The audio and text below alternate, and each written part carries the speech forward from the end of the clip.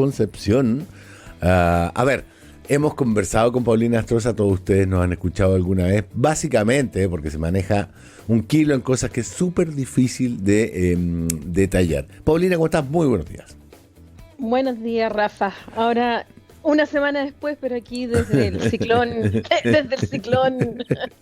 extratropical que nos llegó al Biobío. A ver, Paulina, abogada y doctora en Ciencias Políticas y Sociales y además académica de la Universidad de Concepción, ¿me puedes explicar qué es la nota de protesta y cuáles son los otros recursos que quedan en la diplomacia cuando uno se enfrenta a este tipo de situaciones que te descalifiquen a un gobierno completo desde otro país? Mira, la nota de protesta es un acto unilateral de un Estado por el cual manifiesta su rechazo a otro Estado respecto a algo que ha hecho o no ha hecho y que evidentemente está en contra. Por lo tanto, emana de un Estado. O sea, yo te estoy hablando jurídicamente, emana de un Estado y le reprocha al otro el haber hecho o no haber hecho algo. Y esto se hace de manera oficial, se hace de manera diplomática y evidentemente por los canales que corresponden, que era entregarle esta nota, que es un documento, que se le entrega al embajador del país respectivo aquí. Por eso que el embajador Arévalo, que es el embajador de Venezuela, fue convocado, esa es otra palabra técnica, fue convocado a la Cancillería para recibir esta declaración oficial de rechazo, de manifestar su contrariedad por parte de un Estado a otro. Yeah. ¿Y cuáles son los otros recursos? Bueno, está el llamar nuevamente en consultas o a informar al embajador Gasmuri, que también es un acto que puede ser leído como rechazo o protesta. No necesariamente siempre que se convoca, o sea, que se llama a informar o en consulta a un embajador, es para manifestar al otro un malestar. Pero en este caso sí sería un gesto como ya ocurrió anteriormente con el embajador Gasmuri. Uh-huh. Otra cosa podría ser retirar a nuestro embajador definitivamente y que las relaciones entre ambos se mantengan con un encargado de negocios. Ese es el cargo que quedaría, que a nivel diplomático es más bajo y que durante mucho tiempo nosotros mantuvimos las relaciones con Venezuela a este nivel. En la era de cuando Heraldo Muñoz era canciller y dada la situación política de Venezuela, muchos países en ese tiempo del Grupo de Lima, europeos y después del Grupo de Contacto, retiraron justamente a sus embajadores y dejaron a un encargado de negocios. Yeah. Luego, cuando había una suerte de esperanza en que en Venezuela volviera a restablecerse el Estado de Derecho, a que hubiera elecciones, todos los países volvieron a establecer a un diplomático, a un embajador. Y ahí fue donde Chile nombró a Renato Gasmuri. Pero lo último ya evidentemente sería el romper relaciones diplomáticas, que eso ya es un acto mucho más grave, porque es lo que hizo, por ejemplo, México ahora con Ecuador, donde tú las relaciones sencillamente cortas el puente diplomático entre ambas partes y ya no tienes el contacto directo a través de ninguno de tus funcionarios. Creo haber leído un tuit tuyo que daba el ejemplo de que Rusia y Estados Unidos durante la Guerra Fría, que como su nombre lo indica era un enfrentamiento a todo nivel, excepto bélico, se mantuvieron las relaciones diplomáticas. Bueno, es que pensemos ahora en la guerra en Gaza, en que ninguno de los estados ha roto relaciones diplomáticas. Ninguno. Incluso en las guerras, los estados no rompen relaciones diplomáticas, porque los teléfonos siguen encendidos entre Cancillería, porque la diplomacia sigue funcionando, incluso en las guerras. Entonces, por eso yo soy contraria a que rompamos relaciones diplomáticas con Venezuela, porque eso trae consecuencias muchísimo mayores. Nosotros no solo tenemos el tema judicial del teniente Ojeda, sino que además tenemos todo el tema del repatriamiento y la expulsión de venezolanos que tienen que ser recibidos por Venezuela. Chile además insiste en que nosotros le exigimos a Venezuela que siga colaborando con la investigación, o sea, que la verdad es que colabore con la investigación, no que empiece a colaborar, porque no lo ha hecho, no ha hecho nada. Con la investigación de este mismo caso, hay chilenos, muchos chilenos que viven en Venezuela y quedarían también sin protección por parte del Estado, así como venezolanos que viven acá. Cuando uno rompe relaciones diplomáticas, es causar incluso para terminar tratados internacionales o suspender tratados internacionales. O sea, es un acto mayor. La gente que, políticos sobre todo, que piden romper relaciones diplomáticas entre ambos países, creo que no le toman el peso, no saben, quiero creer que es ignorancia de lo que implica romper relaciones diplomáticas. Ni siquiera en guerra los estados las rompen porque requieren tener conducto directo con el otro estado. Entonces, por eso que pongo el ejemplo durante la Guerra Fría, pero guerra que tú bien conoces, los estados no rompen relaciones diplomáticas. Y en el caso de los tratados de cooperación internacional, aquí lo que se ha esgrimido por parte de Venezuela es que nosotros no colaboramos con ellos tampoco en la investigación. Conversando con el fiscal Emiliano Arias me decía, pero en ninguna parte la colaboración implica conocer toda la carpeta investigativa. Que eso es insólito, de verdad que es insólito, porque el crimen primero fue cometido en Chile, se aplica la legislación chilena. Quienes llevan a cabo esto, y ese es el principio de territorialidad en materia penal, quien conoce el asunto son las instituciones chilenas, en este caso el Ministerio Público.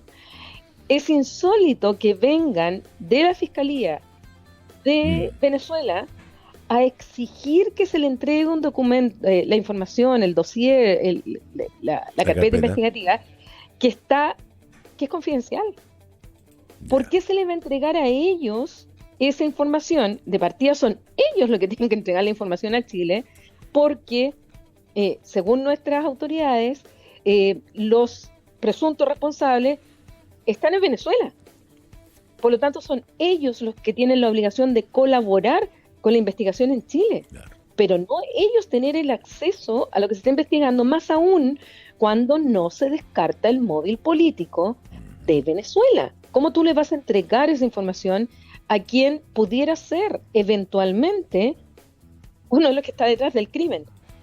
Entonces es insólito, de verdad que te digo, y las declaraciones del fiscal general venezolano son intolerables. Y además, ya te digo, hay contumacia, porque incluso después de la entrega de la nota de protesta, ayer a las 5 de la tarde, el fiscal continúa ofendiendo al Estado de Chile, a sus instituciones, al Ministerio Público, y alega esto que sería una operación de falsa bandera. O sea que en Chile estaríamos haciendo como que son ellos los responsables, pero en realidad acusa gente del Estado de Chile estar detrás de esto para echarle la culpa a ellos. Es gravísimo, es un insulto no al gobierno chileno, al Estado chileno, a nosotros como Estado. Y eso, obviamente, en relaciones internacionales había que presentar como mínimo una nota de protesta. Yo sería partidaria de retirar al embajador y dejar un encargado de negocio. Esa sería mi recomendación. O sea, no es llamar a consultas, sino que retirarlo. Retirarlo. Ya lo llamamos en consulta, claro, una vez y no sirvió. Y claro, la vez pasada y no sirvió. O sea, fue una burla, no nos han ayudado. Claro, y me refiero a la vez pasada cuando se dijo que el tren de Aragua no existía y que en Chile estábamos... Exacto. Claro. Y ahora es imposible pensar que el fiscal nacional no actúe coordinado con su gobierno. No lo digo porque aunque la fiscalía es un ente independiente acá en Chile, de hecho el gobierno primero de Chávez y después de Nicolás Maduro ha obtenido una cooptación permanente de todas las instituciones del Estado. Recuerdo que empezó por el Tribunal Constitucional, la Corte Suprema, y por supuesto en el Ejército. Es evidente que la justicia actúa alineada con su gobierno en una maniobra que a mí me parece distractiva. Sí, o sea, a ver, aquí, como no soy política, no soy diplomática, hay que decir las cosas por su nombre. Lo que ocurre en Venezuela es una dictadura. Ujú. Es una dictadura con todas las de la ley, en el sentido que no hay Estado de Derecho, no hay respeto a los derechos humanos, no hay pluralismo político.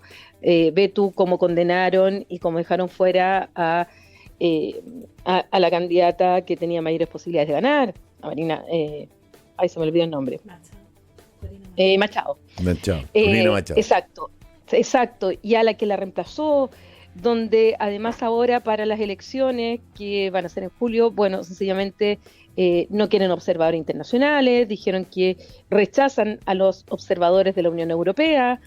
eh, o sea, la verdad, donde no, donde tú ves una concentración del poder, Ese. donde hay influencia mucha, también en lo que tú señalabas, donde no hay separación de poderes, donde está muy metido el ejército, donde hay sospechas claras de también de corrupción, incluido narco. La verdad es que no es una deriva autoritaria, Ujú. como lo dijo tan diplomáticamente el presidente Boric, esto es una dictadura. Claro, claro. Y cuando ello ocurre a ver, cuando un régimen tiene cooptados, o mejor dicho, no respeta la separación de poderes y maneja los tres poderes, es dictadura. Esa es la definición más clásica que hay, y es por eso que no rige el Estado de Derecho. Y si no rige el Estado de Derecho, ni hay independencia de poderes, el fiscal deberíamos suponer, con base fundada, digamos, de que actúa en concomitancia con su gobierno. El retiro de embajadores del que nos hablas, ¿se revierte con facilidad? Porque entiendo que cuando uno rompe relaciones, el proceso para volver no es tan fácil, pero el retiro de embajador es considerado una de las formas de protesta fuerte, pero fácilmente reversible. Sí, por supuesto, uno después envía de nuevo a su embajador Ya, y asumir las funciones. Eh, Distinto es, como tú decías, romper relaciones diplomáticas, porque las relaciones diplomáticas, para establecer relaciones diplomáticas, debe haber acuerdo entre ambas partes. ya. Tú no puedes unilateralmente establecer relaciones diplomáticas, requieres que la otra parte esté de acuerdo. Eh, y a diferencia de una nota de protesta, a diferencia de un llamado en consulta, a diferencia de una convocatoria de un embajador, esos son actos unilaterales, es decir, que emanan de una parte y que produce efecto en la otra. En cambio, las relaciones diplomáticas no. Para establecer una embajada en otro lugar, tú tienes que tener obviamente el acuerdo de la otra parte, que es el Estado acreditado frente al Estado acreditante. Al establecer o al nombrar un embajador en otro lugar, tú requieres, y bien lo sabemos en varios casos, el beneplácito o agreement Ujú, del otro Estado para poder ser nombrado. ujú. Y para quitarle esa calificación, un Estado lo que puede hacer es declarar persona non grata a ese embajador. Y Ya, ahí le dan 72 horas para que se vaya. Ese es un acto unilateral también, el declarar persona non claro. grata. Pero esto de que tú llegues y digas, bueno, llamo en consulta a mi embajador y ahora mi embajador vuelve a, a tomar su puesto. El encargado de negocios, nosotros tenemos varias embajadas en el mundo que han funcionado, que funcionan actualmente con encargado de negocios, pero por razones en realidad más de falta de dinero y de planta, que es el caso de Irán, de Azerbaiyán y Ghana. Ya, Y el otro lugar donde nosotros tenemos actualmente encargado de negocio, pero es por razones políticas, es Nicaragua. Y retiramos al embajador. ya, ya. Entonces, y el otro es el encargado de negocios ad interim. Esto significa que temporalmente la embajada se queda sin el embajador respectivo y el que es el segundo dentro del escalafón asume como el encargado de negocios ad interim. Eh, Fue el caso cuando, bueno, hoy día en el caso de Israel, que todavía el embajador chileno Carvajal está aquí en Chile, estamos con un encargado de negocios ad interim, o en el Reino Unido, después de que se le pidió el cargo a Susana Herrera, durante todo el tiempo que no tuvimos embajador, tuvimos un encargado de negocios ad interim. Perfecto, perfecto. Bueno, Me queda claro. Paulina Astroza, abogada, doctora en Ciencias Políticas y Sociales y académica de la Universidad de Concepción. Muchísimas gracias por el tiempo que nos dedicaste. No, siempre un gusto con ustedes, ya saben. Así que saluda a la Pauli también por allá. Se los daré de todas maneras. Un abrazo, Pablo, y que tengas muy buen día.